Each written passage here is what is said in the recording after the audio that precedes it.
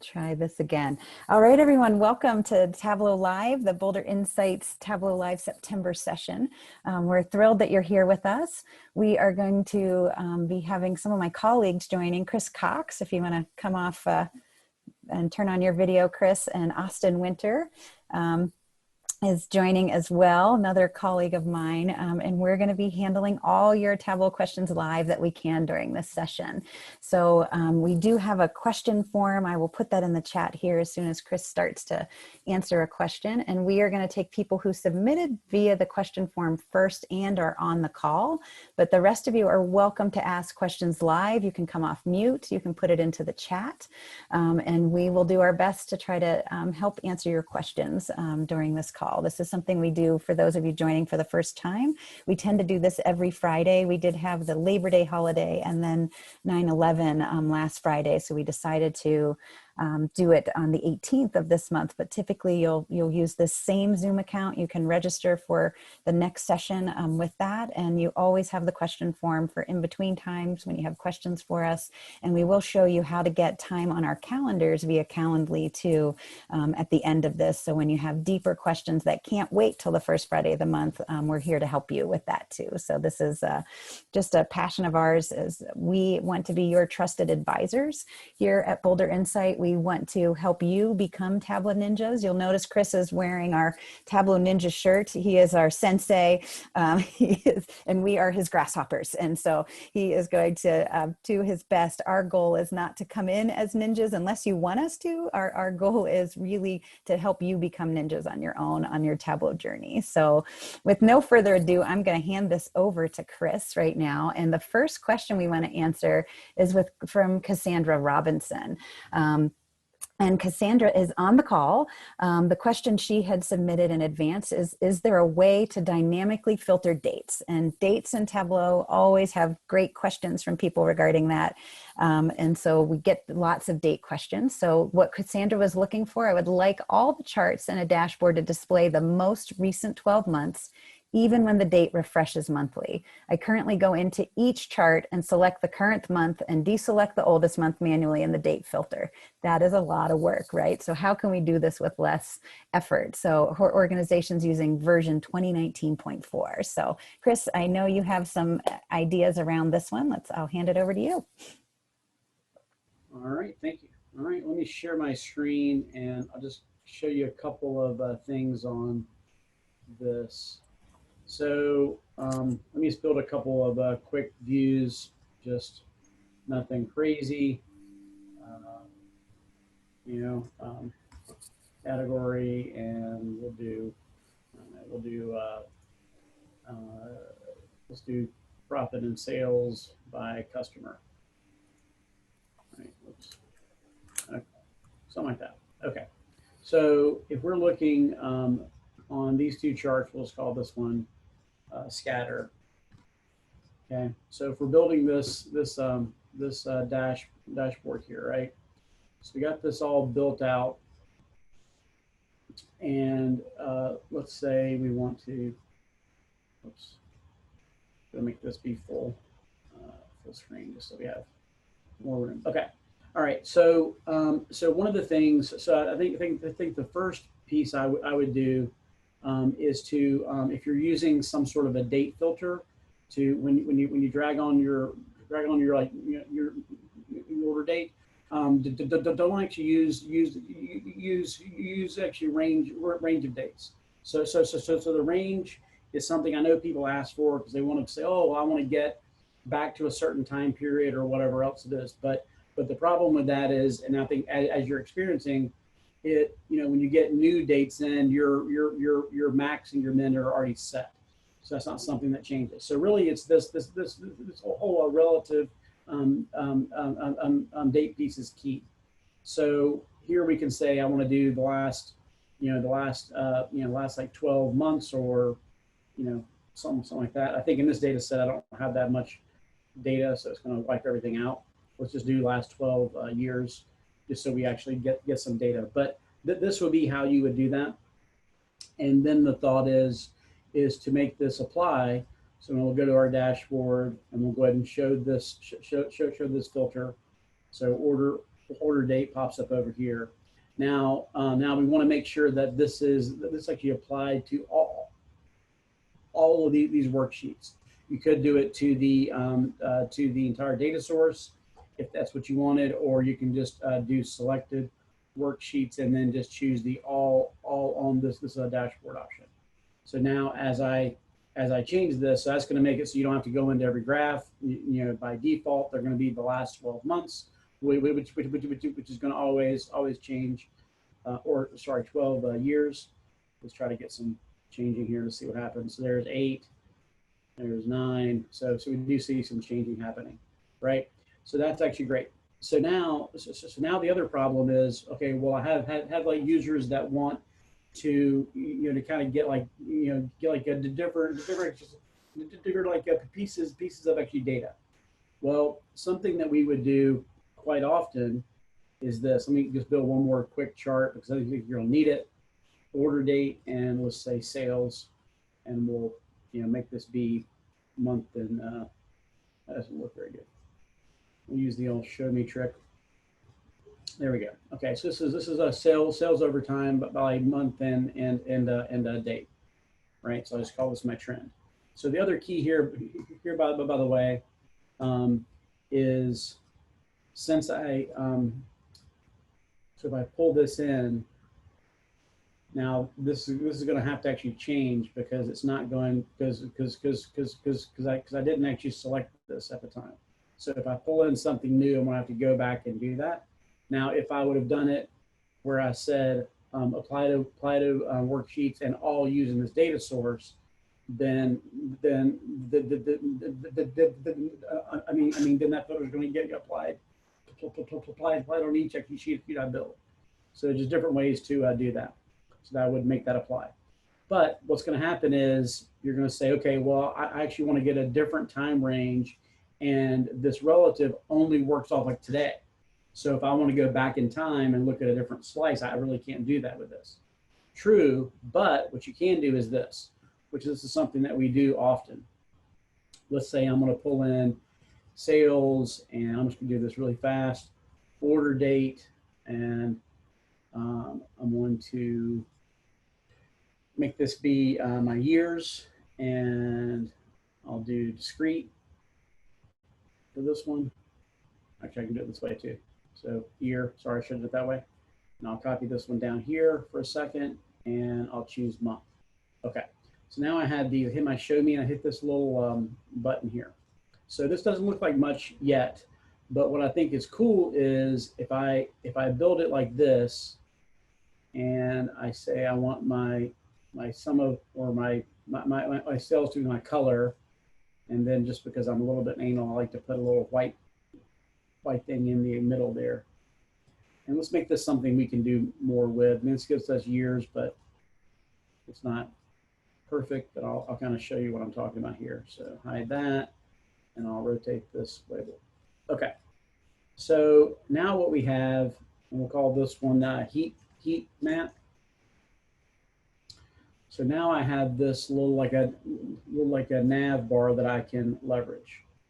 Okay, so let's make our years a little bit more. Let's get more time frame here. Okay, so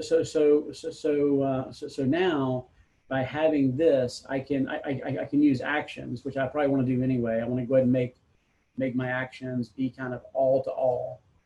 So I want to say I'm going to do one action all to all on a select. Okay, so that's going to make it so if I click this, it's going to pivot all actually things. So now this actually graph serves the same function like as that slider. So if I only wanted one year, if I only want 2012, I can actually give you that. Or if I only want 2011, I can actually give you that, right? So I don't have to have a date slider to do it. It's just I'm using my relative date to give me the full range that I could get. Then I'm actually using this to be able to kind of select, hey, I only want to see these months of that 1 year, okay? Now, the other thing cool about this that I really love is when you have it laid out this way is now, so a common question is, okay, well, so if I'm looking year over year for, let's say, like September's, so year over year, is that doing better or worse? Well, now I've limited my trend graph to just my Septembers across all my years, right? So I don't, so this is something that you couldn't do with having that slider, because you can't actually eliminate dates. But since I have it laid out this way, I can actually do that. Or we could even get really cool on this thing, and we could say, you know what, want to duplicate this heat map, and instead of years, let's change this to like the day of the week, which I think is really neat.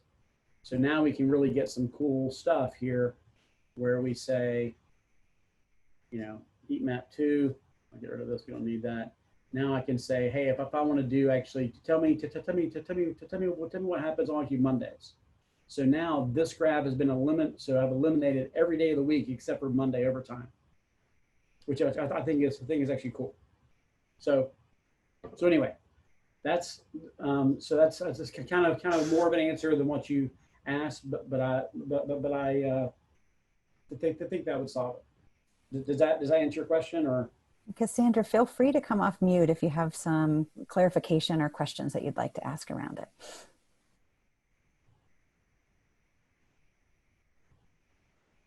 or if you're quiet, then we just assume that you're just in actually awe of all this. You could always use the across the participant panel. If you open that up, you can see the ability to give green check marks or red X's if they were not meeting it, or click on more and you get a thumbs up, thumbs down, or applause. So all those are options too. So we're getting a green check mark from Cassandra. So I think we're doing well there. That's great. And very cool use of the heat map, Stephen is saying. I agree. I will say, Chris, I'm a little shocked that you did it on the right side, that we're all about left navigation, going from left to right. So that was surprising to me. But if you actually hear us where it kind of went to, but you're right. Should be here. Yep, it's a good thing our colleague Kev is not on this call today, or he would have been cracking the whip on the left nav. So why would I suggest that Chris do left nav? Anybody have any ideas? Yeah, because we read from left to right and top to bottom. So we try to move all of our left navigation over to this way, even though Tableau likes to put it on the right. And Cassandra's saying, my microphone is not working. That is a common issue when I teach all the time. Cassandra's audio is our struggle. But she said, thank you so much. This was very helpful. Yeah, awesome. And it's how you read. That's right, Stephen, you've got it. All right, so let's go ahead. And Stephen, since you're on the call, do you want to come off mute and tell us what your question is? And then we have a few more that came in beforehand. Yeah, hi, this is Stephen, and thank you for having these sessions, by the way. You are so welcome. We love doing them. And my question is that I've got a motion workbook, you know, through a date time.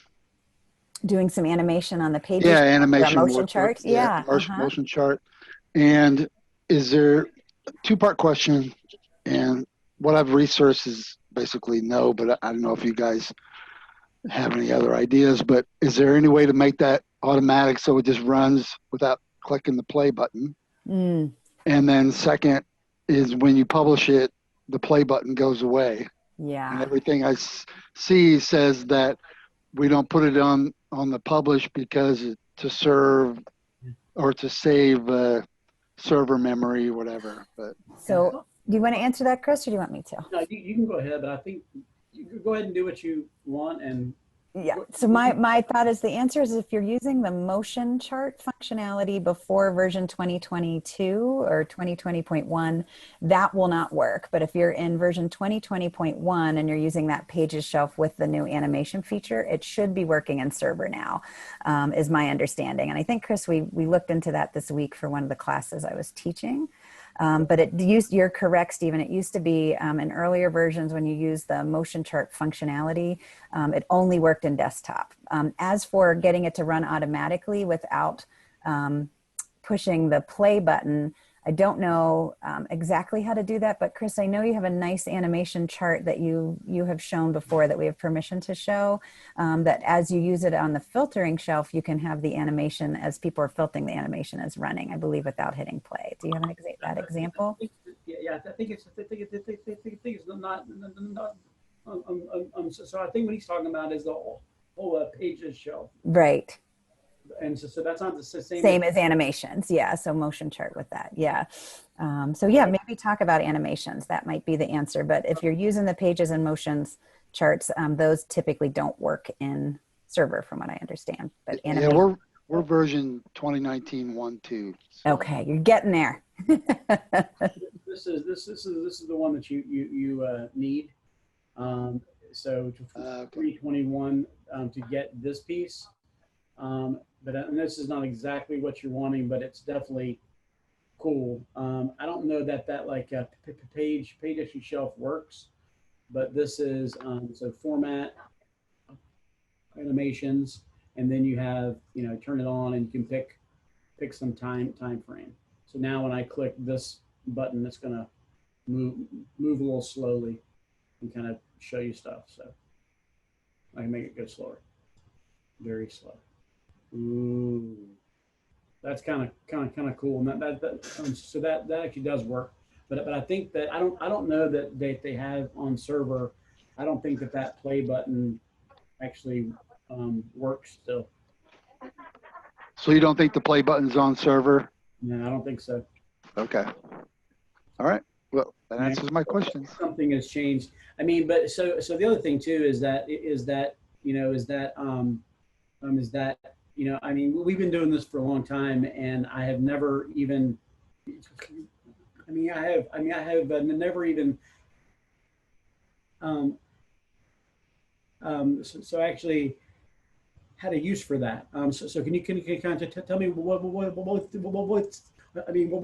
your business case that you need to have it to have it automatically moving?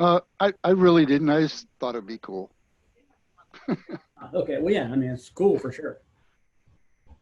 I do have a cool one I can show using the motion chart if anybody's wondering what that is. I'll pull that up while we answer the other questions. We built it, Chris, in the high school camp that we did this year. We did one with Hans Rosling's data.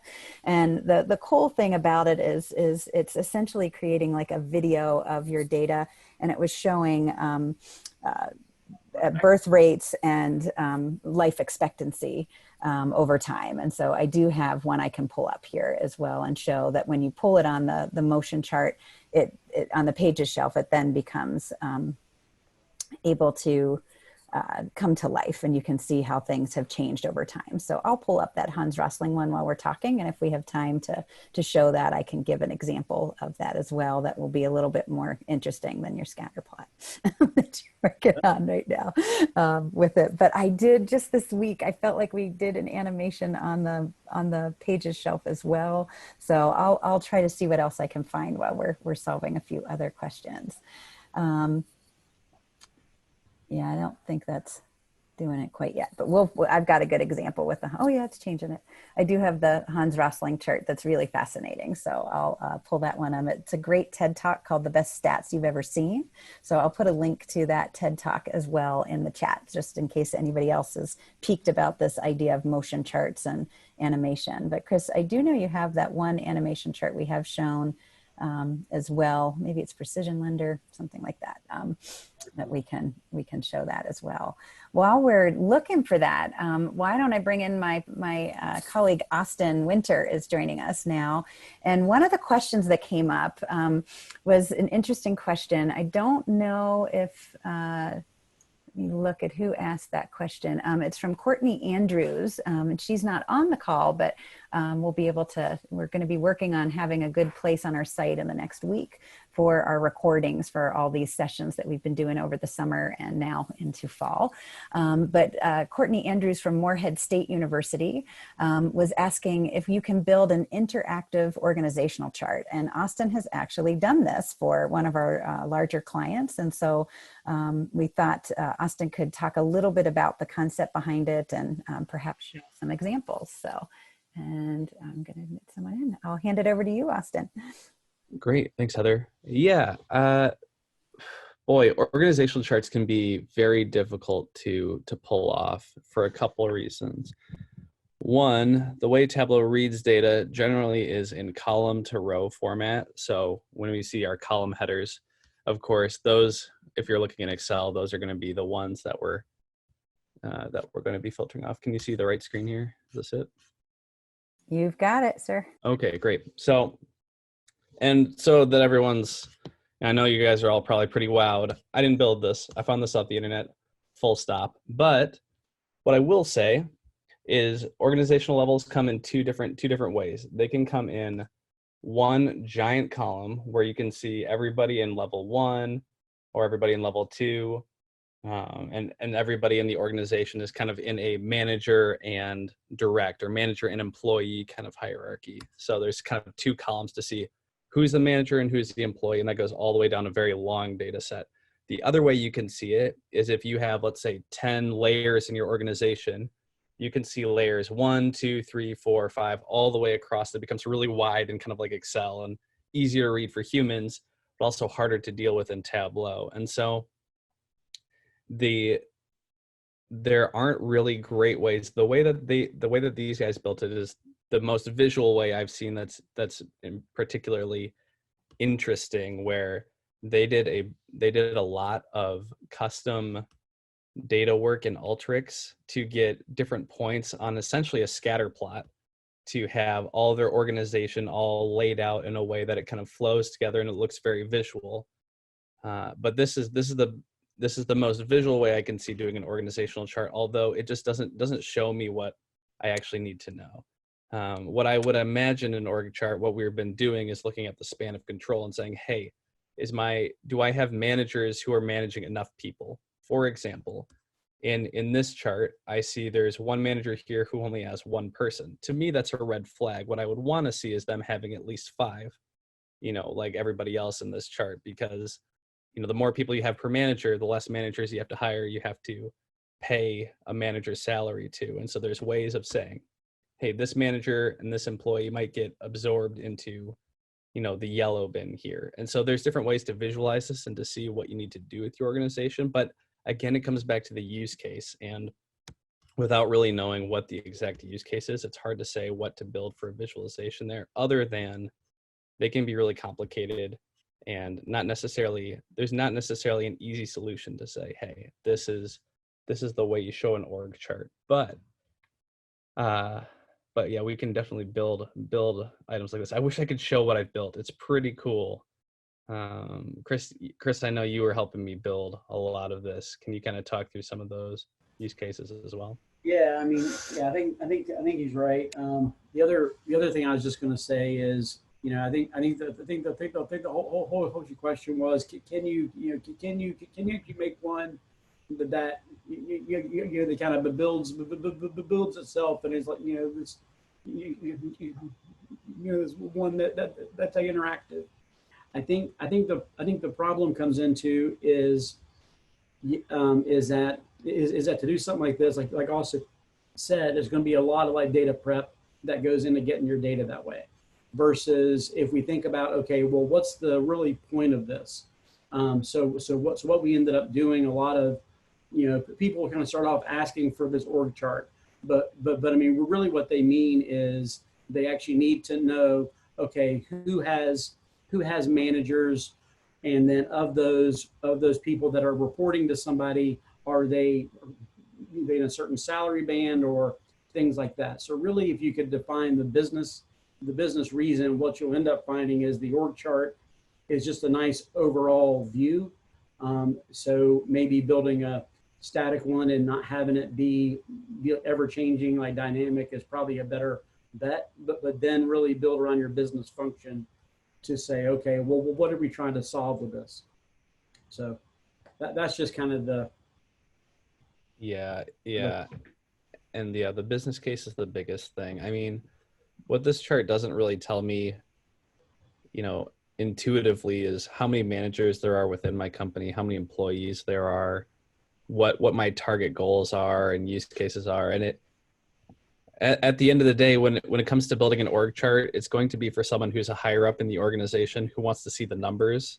And sometimes these visuals can be really cool, but the bigger your organization, the more complicated this gets, the harder to read it gets, and the less useful it gets. And so for me, it's a lot more about how can I get them the numbers that they need in that particular case, as opposed to building a visual that's complicated and takes the data prep. I would rather give them a simple solution that they can easily understand and gets them the right numbers.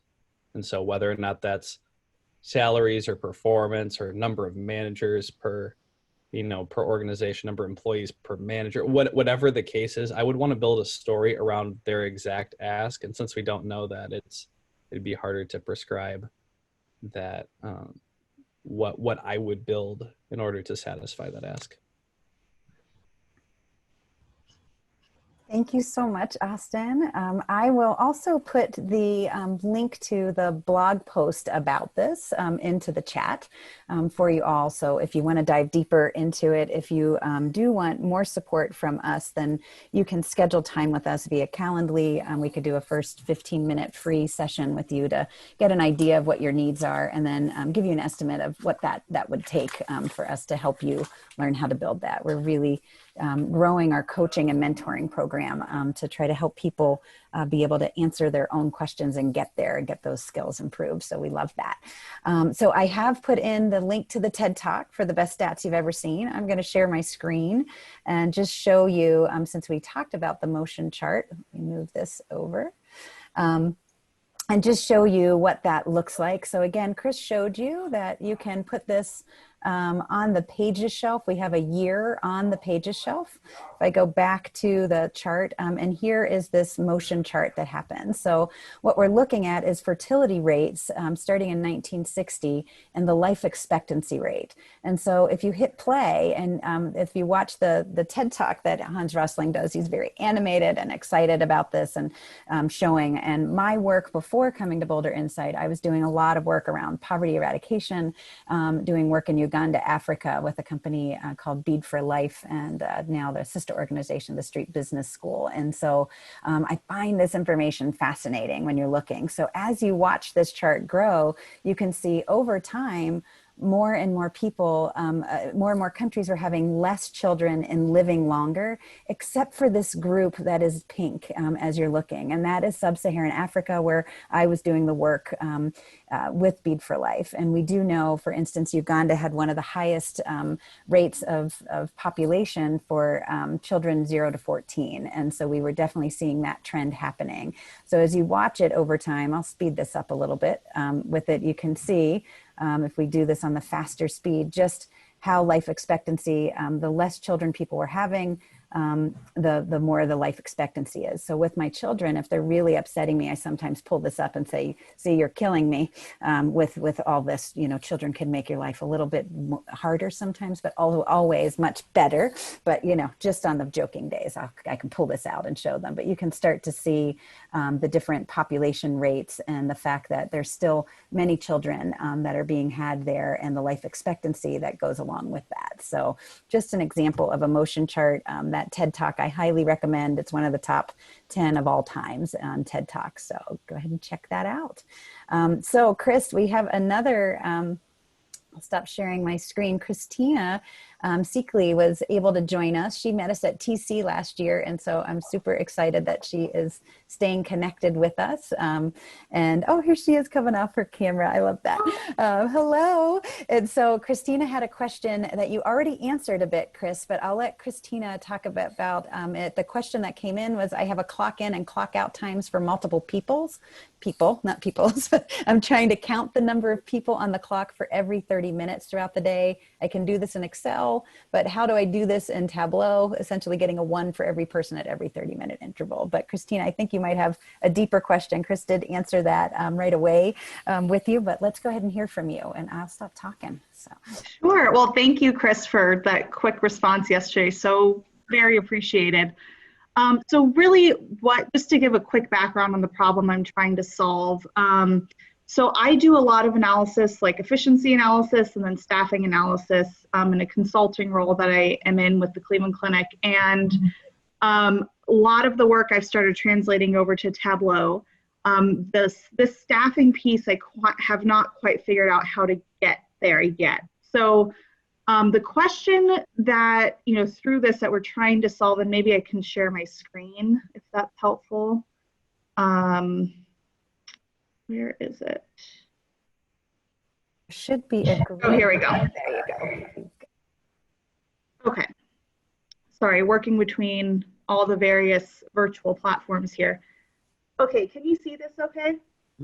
We sure can. Okay, so it's essentially two different data sets. The first being that staffing data, the clock in and clock out, and looking at it throughout any given day. So not only is it's not just one day, it's an aggregate of all of the various weekdays that we would look at in our data set. And then the blue line that I add into it is how many labs or operating rooms are running, or that they have the capacity to run at any of the same given points in the day. So, but I figured I would just focus my question on this orange bar of really understanding, how many different, or excuse me, the blue of how many different staff that I have that allow me to say, oh, if I can run this many rooms at once. So I know that, when I do it in Excel, there's multiple aggregates, and I know that that's difficult to do in Tableau. So I figured I would throw that question out here and see if there's any, the equation that you provided, Chris, I think is the great first step for me. And I found something similar online, but how do I take it from, okay, not just one day, but I aggregate it over multiple, a year's worth of days? Yeah. Yeah, I think it's just and so this one could be for Austin. He's kind of our key guy here that does all of our calculations. Let me just can you show us actually data that you have behind it? I can't at the moment. I did not blind it, so it's still currently with my client's data in it. Okay. So yeah, let me just try to try. So is it you have so will you have some number of labs operating, and then labs so is it I mean is it like people clocking in and clocking out, and you need to know what hour of the day that they're there, and it could change over time, or is this that's yeah. So basically, for example, in this case, I know that it takes 2 nurses to run 1 room. So at any given point, if I have that nurse or tech from 7:30 in the morning to 5 p.m., and I have 2 of them, I can run 1 room. So it's counting how many people are there at any given time, and then dividing it by how many of those people it takes to one run one room. Yeah, I'm trying to think about how to actually do that, because I think the problem is going to be is if they're not there, then they're not going to exist, right? So you're not going to be able to count them. But I think there is a way to do, like, to say, okay, well, on a certain day, but then you got to aggregate it for all the days. Yeah, that's definitely a tough one. Yeah. I think that if I could see how you're doing it in Excel, just so I can understand the data, then I could probably give you a way to do it. But it's really hard to talk in, like, the abstract without seeing what it is, because it could be something you could just like pivot your data on, or maybe just change how it's structured a little bit to kind of get answers. Yeah, no, I understand. I just didn't have a clean data set to share that was blinded at this point. So I did sign up for 15 minutes next week, but I figured I'd just do what I could for today. So I really appreciate the insight. All right. All right. Well, some questions are harder than others to do live, so we'll get some play data, some data to play with. And Christina has scheduled some time with Chris. So let me go ahead and show you how you can get on Chris's calendar. So all you need to do is go to the Boulder Insight website. So boulderinsight.com. I'll put that in chat as well. I did put in the formula that Chris initially provided for Christina in the chat as well. So you'll see that. And all you have to do is when you go to our website, no matter which page you're on, there is this little red arrow, I'm sorry, I'm putting in an orange arrow, but a red pill that shows up, a little oval that's there. When you click on that, what Christina was talking about was getting that free project consultation with Chris. And then these are paid 30 minutes, an hour, and 2 hours with him for more complex things. But oftentimes, if you can come with some data in advance that Chris is able to play with, that'll often get you there faster with answers too. So no, we're here to help you. I also put into the chat the questions, and that's how Christina was able to get an answer from Chris too, that we really try to save these for our Tableau Live sessions each month, but we know that you may have questions that are more urgent than others. So those are the two best ways to get to us, and scheduling that time with Chris makes, can take you so far sometimes. And, you know, I know the paid time, it's honestly one of the best investments you can make to be able to just get that support.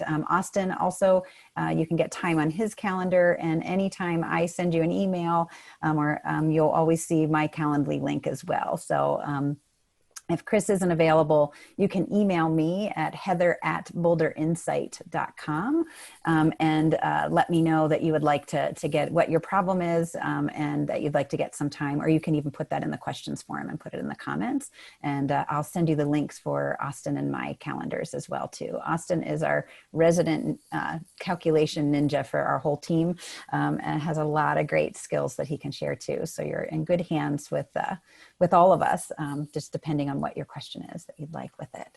So let me ask now, is there anyone on the call that has I don't see any questions coming through on chat right now, but is there anyone that wants to come off mute and ask a question that you have, that you've been wanting to ask, or been trying to noodle on yourself and have been struggling to answer?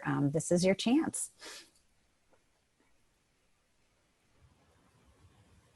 Hey, this is Stephen again. Great, I just Stephen. had something real quick, and I don't remember if I asked this before, but I'll just go ahead and ask it for everybody else too. Is if you on a storyboard, we want to have like a big screen on the wall. Is there any way to make that storyboard flip through the pages every 10 seconds? So Chris, we do have that good blog post that Kev did on how to get the storyboard on the wall and size that, but I'm not sure about the automatic. I've just built a web page that uses screenshots. Yep. And I think that's what you helped me with. Yeah. I use screenshots. That's right. I asked you this before already. That was my 15 minutes with you. Yep. I'm remembering now. Okay. Sorry. Yeah. Don't be sorry. I'm sure someone else might have the same question. That's always good to ask, Stephen. Yeah, that's like kind of the key. So what he's talking about here, if you go to our site, we have this blog section over here. I should make this bigger. Blog section over here, and we have kind of this part here he's talking about. So the whole issue problem is that your wall monitor is not going to really so you can make it so it logs into your whole Tableau server, right? The problem is that without anybody moving the mouse or doing anything, it's not going to stay active. You can write some scripts to have it do a refresh so often and that kind of stuff, but really that gets a little bit old quickly.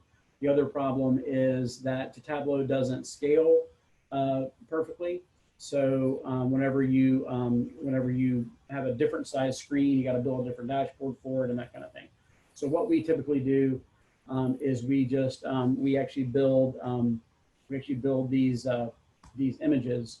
So this is kind of an example of one that you saw in that same thing.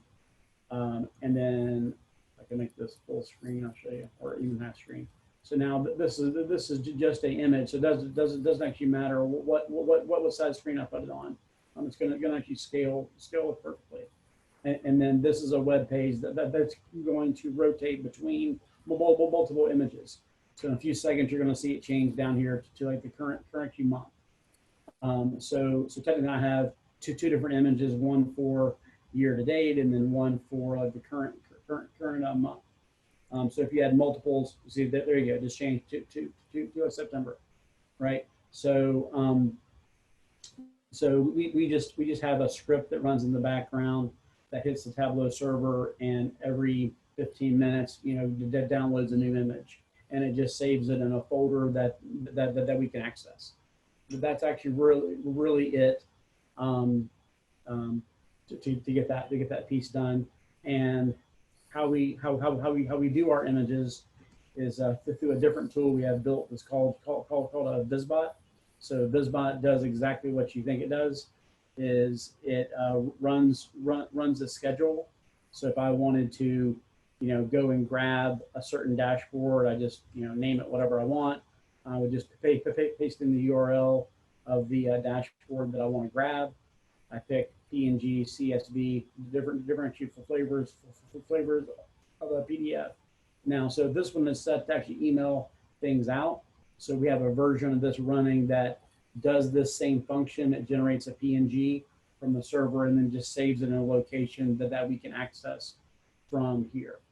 But yeah, so kind of scripting pieces to go behind the Tableau server and download images is definitely. Yeah, and that's what I ended up doing, just creating images and just refreshing my images every morning. And that's it. Yeah. Awesome. Thank you. Thank you for continuing to ask questions, Stephen. That's so helpful. Does anyone else have a question that they'd like to ask? If not, Chris and I have some topics that we're going to show you, but we want to make sure we're answering any questions that have come through.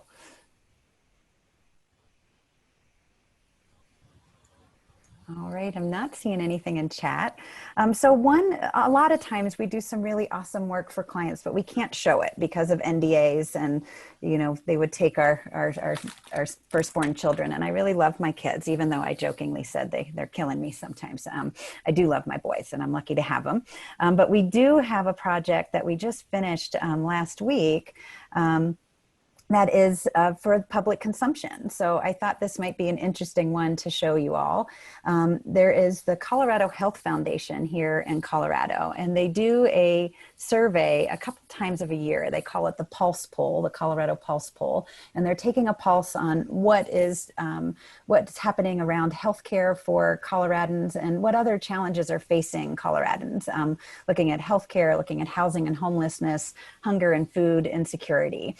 So this is published on both their website and on the Colorado on Tableau Public. I've set up a Colorado Health Foundation. So you could go to Tableau Public, search for Colorado Health Foundation, and you'll see this same workbook. So one of the things that I thought might be interesting to show, when I teach, I get questions a good bit of the time on navigating between dashboards and how to give people information on how to actually understand how to navigate the dashboard and use the dashboard. So two things that I thought might be interesting to show is how do you create this question mark where people can figure out how to start to explore the dashboard. So this is a concept we use on most of the dashboards we create for clients. And this allows to create a question mark that is on this. Kevin creates these beautiful backgrounds for us. And he's done in some of our earlier sessions has shown you how to use UI, UX backgrounds and things. So if you don't have that background in there, you could go find an image. Usually the Noun project is a great place to go. And get an image with the circle and a question mark if you'd like. So you can do an image as well. And then the other thing I thought, since we're talking about buttons and things, is showing you all how this navigation can work in Tableau. So I have the actual workbook that's before it was published here. And let me just show you how this worksheet happened. So let me do this. I'm going to actually go to Format and Shading. and put some background. Right now I have no shading showing up on this, but for you to be able to see this, I'll go ahead and give you a background. And so you'll see there's a question mark that's right here. So all we've done is gone to text, and we just typed in a question mark. We first create this field in order to get that as an option. This is a very complex calculation that I often need to go to Austin for to be able to do this. Now, this is one I can do all by myself. And it's just a calculation that is one. That's all that it is, or the sum of one, that you can do either type of the calculations with it. And it's just the number one that shows up. This is the number version of the number one. This is, just, you can either have it as a discrete dimension or as a continuous value. Either way, when you're looking at it, this one is a continuous value. I go into my text, I change this to be a question mark, and then you just play with the size, and I made it 36 in bold. And then all of this information comes just from putting the information on tooltip. So you can go to your tooltip, and then you just type in the information that you want to show on hover for people. And so it's just a nice, easy way to be able to give people the ability to navigate dashboards and be able to do that. So you just put this information on tooltip. I will get rid of this background color because we don't want that to be showing up in the dashboard now. And when you go back and you have this on, you just center this over top of your image in the background that you have there, or you would bring an image in, would be the other way, and have that show up on hover. If you would need to do this as an image and bring in an image, the way that you would do that is you would instead be using a shape file. And so you would change this to a shape and choose what shape that you wanted. But you can actually create your own shape. So I want to show you how that works. I'm going to hit the back arrow and not change that here. But if you ever do need to find a custom shape and you want to use it, what you can do is go to your My Documents. So if I go into Documents to My Tableau repository, you have shape files that are here, and you can always add in your own shapes. And I even think I might have some question marks that I've saved in here. So you can play with different shapes and things that you would want to have in there. You put them into this, again, Documents, My Tableau repository, into your shapes file. Then when you go into your Tableau workbook, when you're in those that worksheet, you would just go into making this a shape file again.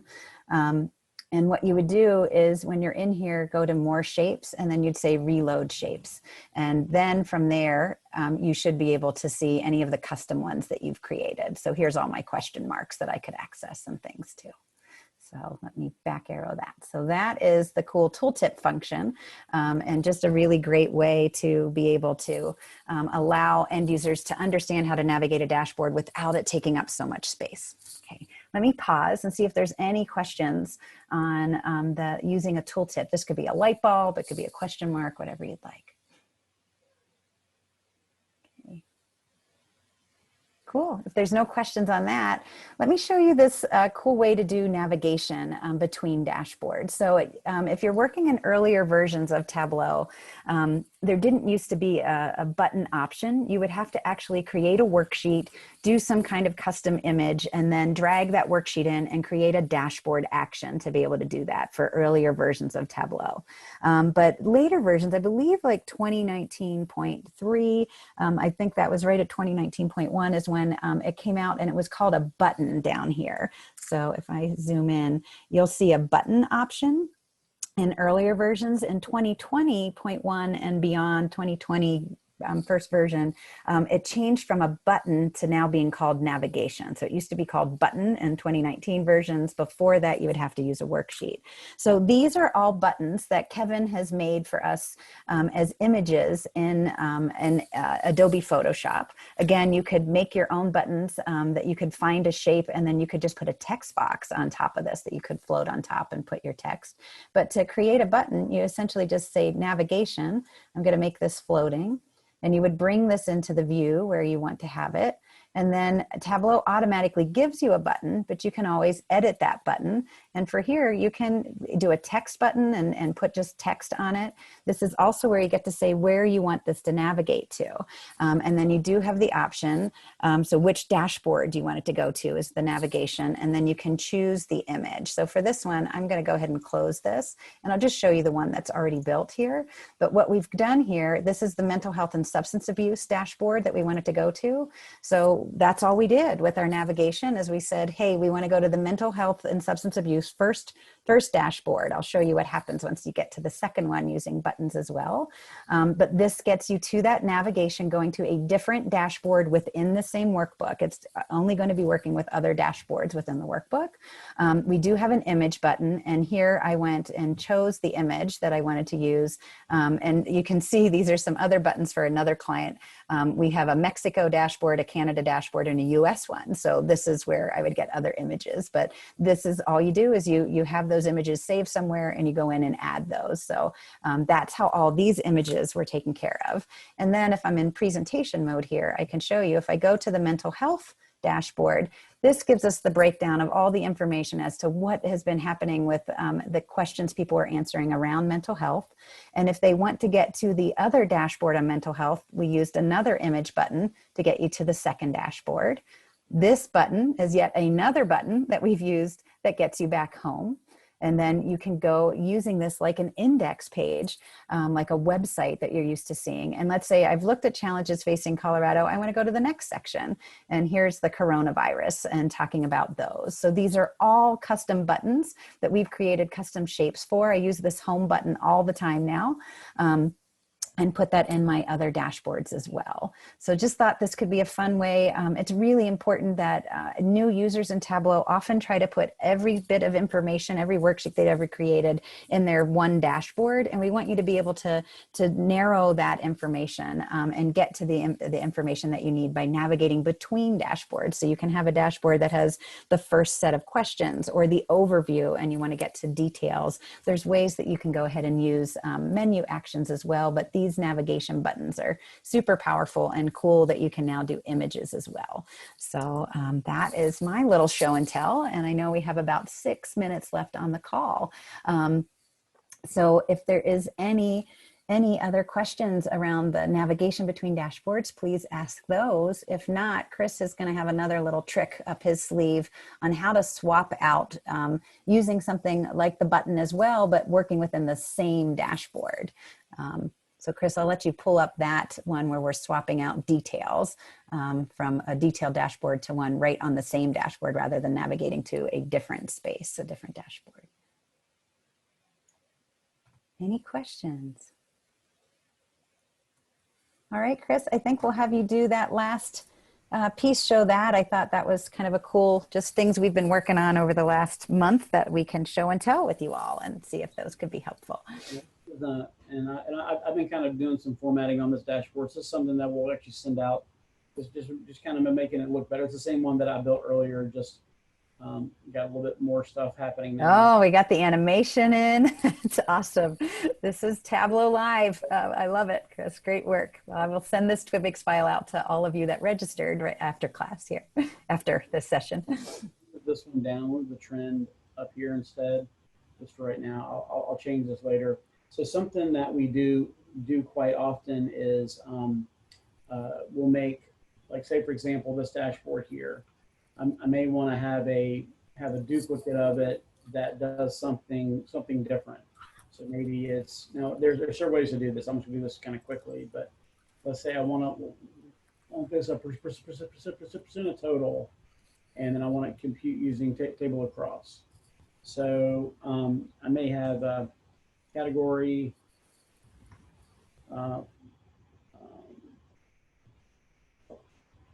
like that or something like that. So what we can do is, since this is in a container, I can do something with it.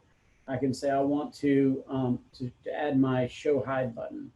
So my show hide button comes up by default as a little gray X. We can edit that and say, you know what, we want this to be like a text button, And when the item is shown, we want to say show percentage. When the item is hidden, we want to say show numbers, right? And so the thought here is, I'll make these, the fonts be white because we'll need that.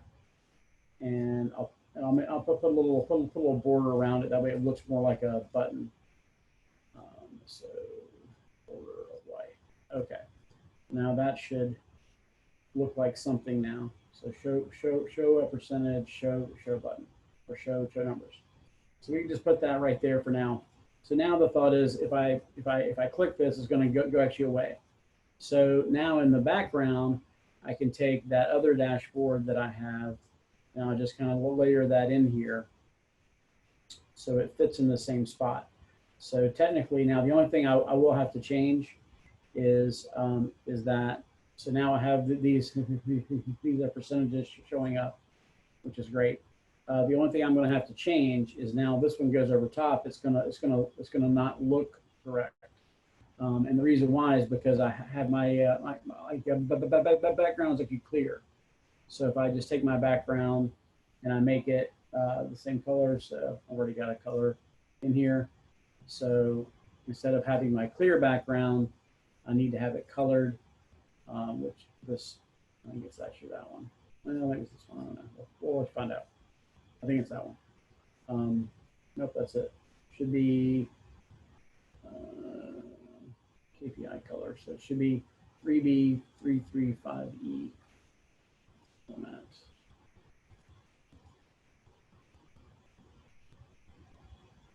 On the right one. Sorry, I'm going fast here. Format.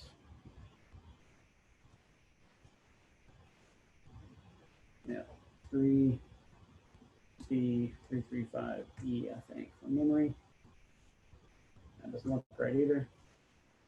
3B335E. That says it's right. It's not lining up right. But anyway, if I had this color, if this was correct, then you would be able to see that one instead. And so it should go over actually to top of that one. Oh, you know what? It might be the actually it's not even this part. It's stupid. I don't have these things actually layered right. So my one that's in the container has to go in front. It's got a floating float to back. Send it back. There we go. So that would be it. So, oh, I got it sent back behind my image. So my background image, I got to bring forward one. It's always something. I got to bring it forward again. It's too far back. Dang it. Sorry. No worries. This is awesome though. So it's great. And we, people like it when we don't do everything so smoothly that they see like, okay, we're learning and we can see where that goes. So Chris is now going to the layout container and changing the order of things, which is something that that item hierarchy in the layout, not container, but the layout pane, I should say. Awesome, Chris. That's working great. And I kind of like the different color just for the live demo, so you can see that it is actually changing from number to percentage. I know you'll fix that before we send it out, but I think that makes it really clear that it's been shifting too. All right. Well, we are at our time for our Tableau Live session for September. We are so grateful that so many of you have attended. How did you get the rounded blue background on the dashboard? That's a question for each section. Is it an image you created before? Yeah, that is an image we create before, and we layer that image into the background. Chris, do you want to show that? I know we're at time, but just want to make sure you can see that. In the background right here. So this is what we have in the background. If you go to, we have all these on, if you go to Tableau Templates.com, there's a bunch of these already out here that we've already created. So that one I think is, I think it's this one actually, the one I was using. But this would be how it would look. So having all the rounded images or rounded screens, that definitely looks good. So what we do is we kind of build like a bunch of kind of different layouts. And how I think I have one of these open. So this will be how that file looks. So if you buy this file, you get get this one that's already completed. Should come up, there you go.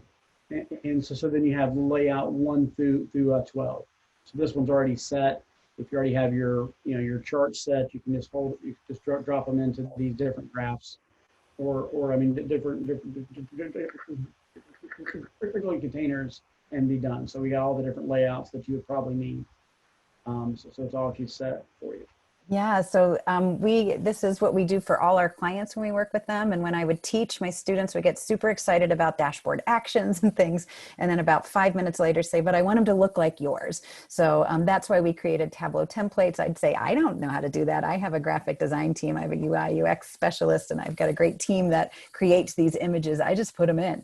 So that's why we have the tableautemplates.com. But sometimes you want a custom template that matches your company's, branded colors and has your logo and things like that. So if you ever need that, you can also contact us through tableautemplates.com or any of the ways we've shown you today, through our questions form, through the Calendly with Chris, and we can create a custom template for you that then can be used across your entire organization and allow the whole organization to have a branded look and feel and that wow factor. It makes such a difference to have those images in the background. So I will be sending you all the Twibix file Chris created. And we will see you all in just a couple weeks. If you want to come back in October, our next session will be the first Friday in October, which I believe is October 4th. So we will see you all soon. But thank you for joining us. I hope you have a wonderful rest of your Friday and a great weekend, and we'll see you in October. Take care, everybody.